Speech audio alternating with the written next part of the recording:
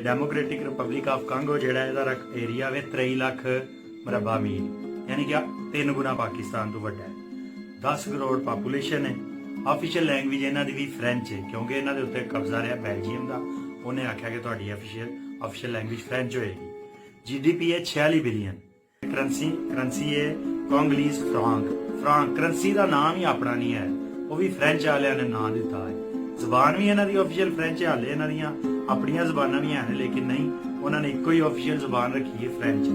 ते उहदे मुकाबले च बेल्जियम मुल्क है, उहदा 30,000 मरबा किलोमीटर रकबा है, यानी कि गुजरात डिवीजन च डाउन है, छोटा जिहा। पॉपूलेशन है 1 करोड़ ते 10 लाख। या ऑफिशियल लैंग्वेज है डच फ्रेंच ते जर्मन। जिहड़े पंजाबी ने उन्हां दी जुबान दी कोई अहमियत नहीं ते इन्हां ने 3 जुबानां ऑफिशियल रखियां ने अपनियां, जर्मन, डच ते फ्रेंच। वो निरे फ्रेंच दे गुलाम ते अपनियां जुबानां नालों नफरत करके ते जिहड़ा कांगो दा रकबा पाकिस्तान तो 3 गुना ज्यादा है। गोल्ड है इत्थे, डायमंड है, कॉपर है, हर चीज इत्थे, यानी कि नेचुरल रिसोर्सिस ने। बड़ा वड्डा एरिया है। कांगो दरिया है इत्थे जिहड़ा लंघदा है ते हाइड्रो इलैक्ट्रिक पोटैंशियल पूरे अफ्रीका नालों ज्यादा है। लेकिन क्योंकि ब्रेन वाश लोग ने अपनी जुबान नाल नफरत करते हैं, अज भी फ्रेंच जुबान नूं तरक्की का जरिया समझते हैं, इस वास्ते जलील ने।